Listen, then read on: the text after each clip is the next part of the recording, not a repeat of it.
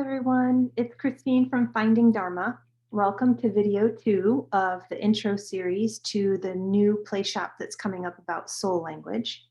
So in the first video, which hopefully you've already watched, we talked about the idea of what is intuition even, how do you define it, and then we talked a little bit about the different ways that our soul can speak to us in the sense of the different clair senses that can be used by the soul and as our intuition to guide us.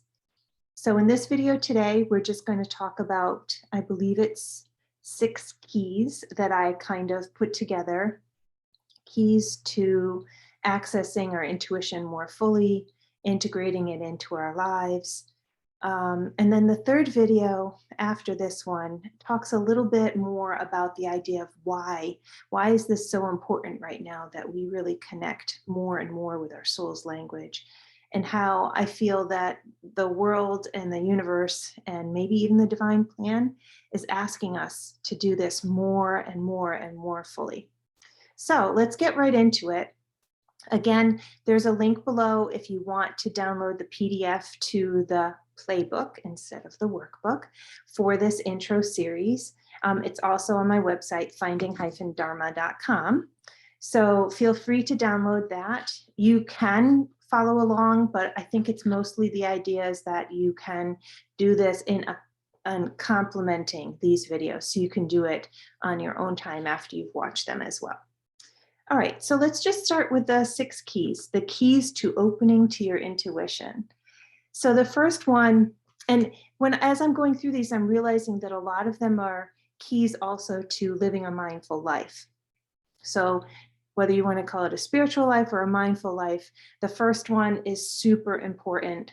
And it's also very important for living an empowered life and stepping into your power and creating and living the life that you want to live, that you're meant to live, that's for your highest and best. And that is awareness. So we always want to live our life aware. We don't want to be reactionary in how we interact with the people and the world around us. And what I mean by that is that we really want to sink into knowing who we are, knowing what's right for us, not necessarily what the world thinks is right for us or our family thinks is right for us, that we kind of are always pausing and taking some time to check in with ourselves and making decisions about what we say, how we act, the choices we make about our life from a place of awareness. So that's the first key. The second key is non-judgment. Oh, this is such a powerful thing. And I think it's maybe one of the most challenging things for a lot of people to do. And when I'm speaking of non-judgment here, I'm not talking about not judging other people so much as not judging ourselves.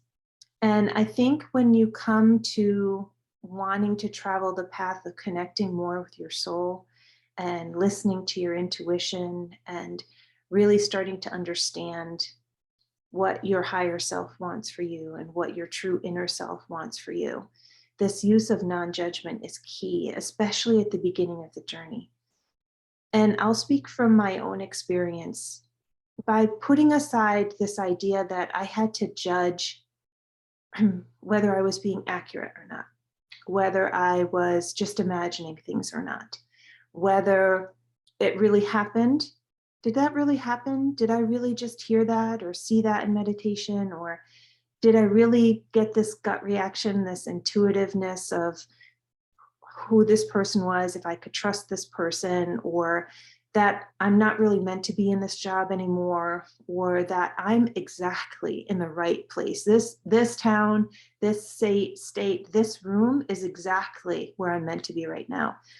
And you'll find that the more and more you step into connecting with your soul, you'll realize more and more that it's an extremely subtle language.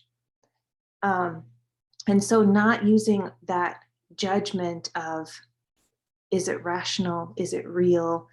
Am I just wishing things? Am I just imagining things? And I see all of those as judgments. You're judging something as valid or not, as real or not. And we want to put that aside.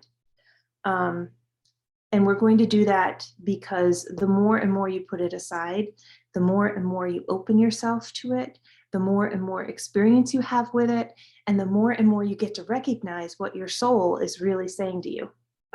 If you hear sighs, it's because my dog is sleeping right there. So hopefully she does not see a squirrel. Okay, so we have awareness and we have non-judgment. And I think hand in hand with the non-judgment comes this idea of self-love. We're going to love ourselves enough through this process that we are going to be compassionate with ourselves. We're going to be understanding.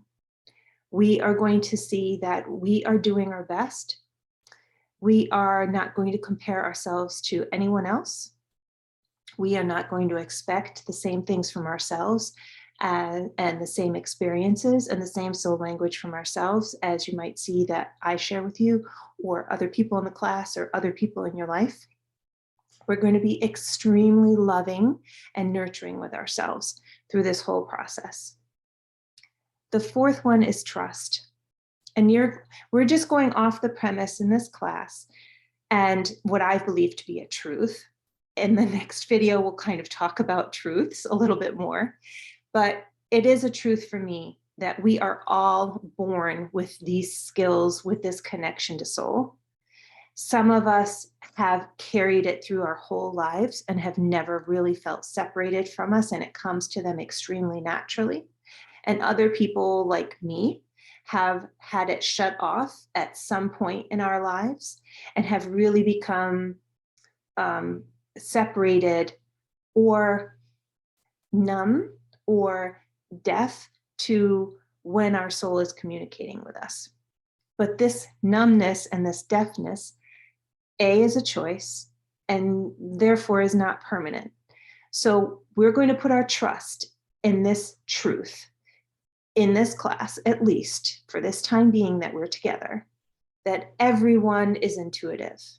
And everyone has a unique combination of clairs that they use and access, but we all have access to all of the clairs. And that we are just going to trust that what we are getting. Okay. All right. Number 5 is patience. And maybe this is just my experience, but I think I've observed this in other people's as well. This opening up to the soul and the soul's language is a process over time. So just like the soul's language being a very subtle language, that it's not going to scream out loud at you and plates aren't going to fly off the wall and you're not going to hear loud voices, and you may, but for the most part, from what I've experienced and seen other people experience, it's not like that. So is the pacing of this process. And so we may make huge strides from one day to the next, and then we may not make any big, ginormous strides for a while. But we need to have the patience in this process. So some days, some weeks, when we sit down and do a meditation, you might be blown away by the things that you see and hear. And then when we share, you realize that a lot of people in the room got the same message. Or you may get a very visual meditation where you see lots of things going on, or you get lots of messages. And then the next meditation, it's really just a blank and nothing comes through, or you think that nothing comes through. We just need to have patience with the process and with ourselves and realize that when it comes to soul journeys, it's not about achieving a goal as much as it is about the journey to the goal. So if you're sitting down in this class and your goal is just to open up to your soul language, that may happen within the first week, or it may happen by the end of the last class, or it may happen as you continue working on through the extra pages in the workbook. The same thing with opening up to Claire. So patience, patience, patience. And the last one that I have down here is practice. And that's another thing that I think we, along with patience, that we get really frustrated with.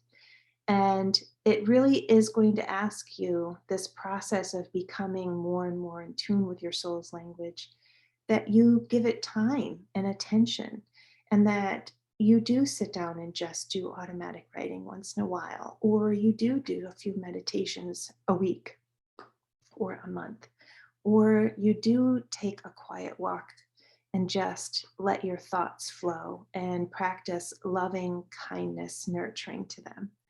And maybe it's just every morning taking these 6 keys that we have here in the workbook about how we're going to live this journey of connecting with our soul, and just think about and intend to keep them close through the day. Soul language isn't something that only happens in those moments when we're quiet and when we're still, but being quiet and incorporating a little bit of stillness makes it just a little bit easier. So you may have moments when you're in a traffic jam, when you have an aha and you have a realization. It happens to me all the time when I'm in the middle of some kind of task or I'm feeling like I'm really distracted.